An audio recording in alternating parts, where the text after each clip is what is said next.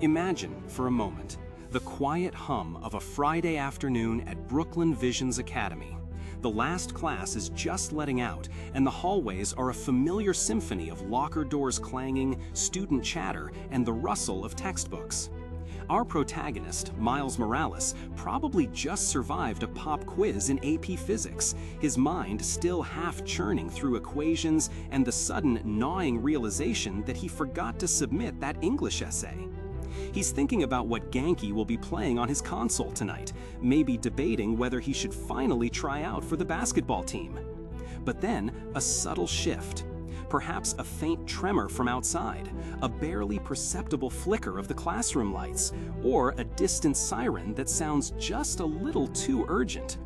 And suddenly, the weight of that unsubmitted essay, the desire to unwind with Genki, the fleeting thought of basketball practice, all recede.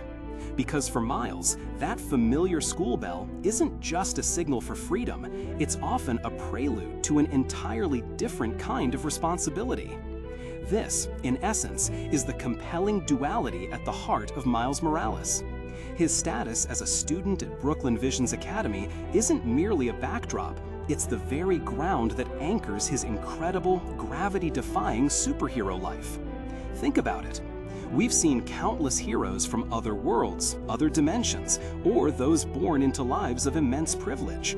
But Miles, he's a high schooler, a teenager navigating the exact same rites of passage as millions of others. Homework deadlines, parental expectations, the awkwardness of crushes, and the ever-present pressure to figure out who you are and where you fit in. His parents, Rio and Jefferson, sent him to Brooklyn Visions with high hopes for a bright academic future, a chance to truly thrive. And Miles, dedicated and earnest, wants to live up to those hopes. This is where the genius of his character truly shines. Miles isn't just Spider-Man, he's a young man struggling to balance an academic scholarship with an entire city's safety resting on his shoulders. Consider the relentless demands of his two lives. One moment, he's in class, trying to focus on algebraic equations, perhaps subtly vibrating with suppressed energy from a late-night patrol. The next, he's swinging through the very same Brooklyn streets he just walked, facing down super-powered threats that would send most adults running for cover. The emotional toll of this balancing act is immense, and it's precisely what makes him so deeply empathetic. Imagine the internal monologue. Do I finish this history report or respond to that distress call I just heard on the police scanner? Can I really afford to sleep in class again, even if I was up until 3 a.m. stopping a bank robbery? He's constantly making excuses for his disappearances, fabricating stories for his tardiness, and juggling the weight of a textbook with the literal weight of a city's well-being. His friendships, particularly with Gank Lee, become critical lifelines in this chaotic existence. Genki isn't just a best friend. He's the confidant, the tech support, the steady presence who understands the impossible tightrope Miles walks. Their dorm room becomes both a sanctuary for normal teenage antics and a strategic command center for a burgeoning hero. This relatability is what hooks us. We've all felt overwhelmed with responsibilities, even if they were just school projects and chores. Miles's struggles amplify those feelings to a cosmic scale, yet they remain fundamentally human. It's in these quiet moments of struggle, these everyday anxieties superimposed on extraordinary circumstances, that Miles truly resonates. He falls asleep in class, he misses deadlines, he feels the sting of disappointing his parents, not because he's lazy or irresponsible, but because he's literally out saving lives. This isn't the burden of a billionaire or an alien god. It's the burden of a kid from Brooklyn, trying his best to be good at everything, knowing failure in one area could mean letting down his family, and failure in the other could mean catastrophe for his city.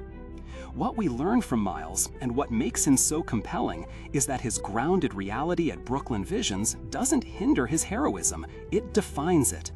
His connection to his school, his friends, his family, and the vibrant culture of Brooklyn isn't just a backdrop detail.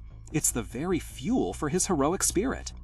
He fights not just because he can, but because these are his streets, these are his people, and this is his home. A home he experiences every single day through the eyes of a student, a son, and a friend. So, the next time you see Miles Morales swing into action, remember the kid beneath the mask. Remember the pop quizzes, the late-night studying, the family dinners, and the friendships forged in the halls of Brooklyn Visions Academy. It's this relatable foundation, this struggle to balance ordinary life with extraordinary demands, that makes his journey not just thrilling, but deeply, profoundly human. What are your thoughts on Miles's unique grounding in his everyday life? How does his school experience make him more relatable to you? Share your perspectives in the comments below. If you enjoyed this exploration of Miles Morales, please consider subscribing for more insights into the characters and stories that shape our imagination. Until next time, keep looking for the heroes in the everyday.